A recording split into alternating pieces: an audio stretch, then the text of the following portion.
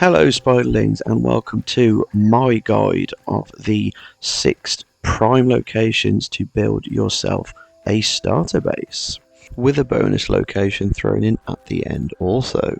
Now I've played grounded for quite a few hours now, and I'm pretty good at the beginner stage, and I wanted to show you guys some of the locations that I like to use personally for a starter location. So sit back, relax, and enjoy the scenery as we kick off with our first location.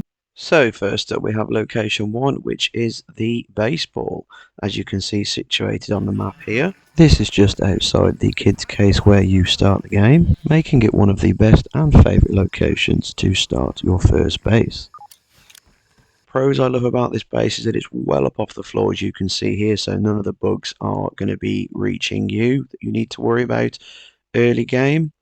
You've got a fantastic spread of different resources to be able to build here and progress yourself through the early parts of the game.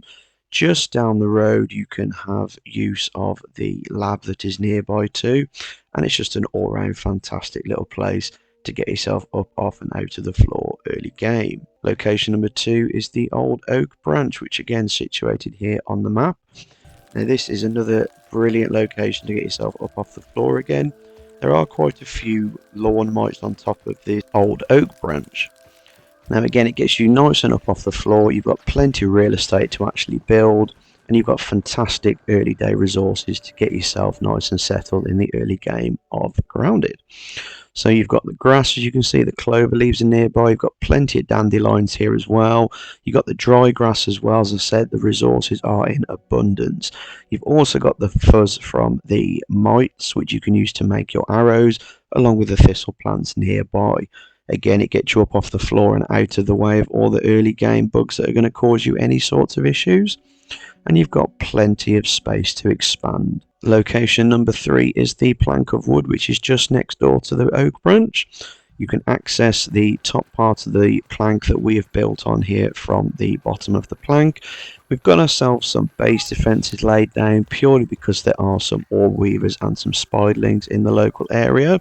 There's also in the cave just underneath the plank, as seen there, where a wolf spider likes to make itself at home. But again, you've got plenty of local resources in the grass, the dandelions, the clover leaves. You've also got the webs from the webs that are laid around. You've also got some late game resources in the rust from the nails and the splinters on the end of the planks. So all in all, it's a fantastic location, albeit with a little bit more hostility in the area. Location number 4 I like to call House Rock.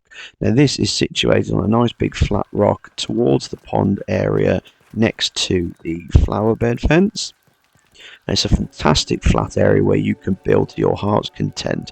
We've set ourselves up a nice little base here with a lot of the early game items to get yourself set up ready for your adventures in the backyard. So as you can see, there's a mass abundance of different resources nearby again, with your different types of grass. Plenty of dandelion tufts as well. You do have some more hostile bugs in the area, but up here they won't cause you any sort of a problem. There is a resident bombardier beetle, as seen here, that takes up his homage underneath the rock, but again he's no issue to you whilst you're on top. And there's also some orb weavers over by the rocks by the flower posts. Again, they will not cause you any issues whilst you are up here in your base. Location number 5 is the orb weaver fence post, as seen here on the map. Now again, this is a bit more of a hostile location. I believe the spiders do have the ability, if they get up on that plank we've just gone up to, actually reach you up here.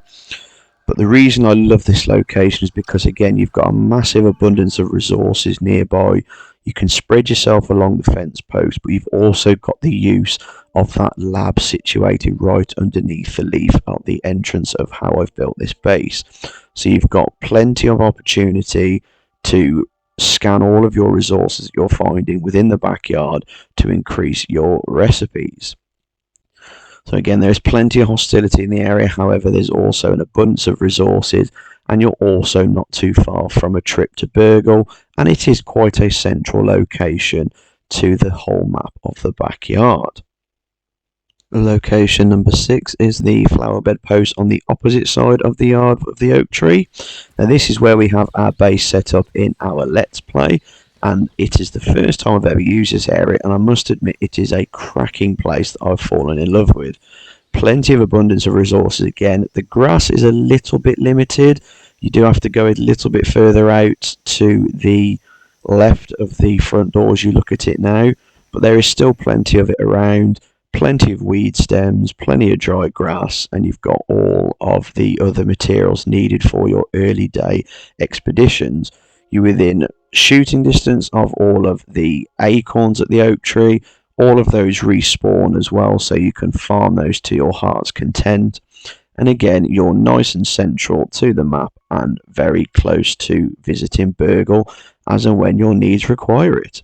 And our final location is set on the oak tree itself. Now, I've seen people building on the oak tree throughout different playthroughs I've followed of this game, and I thought I'll give it a go myself. And to be honest, I'm actually contemplating moving here for my own Let's Play itself.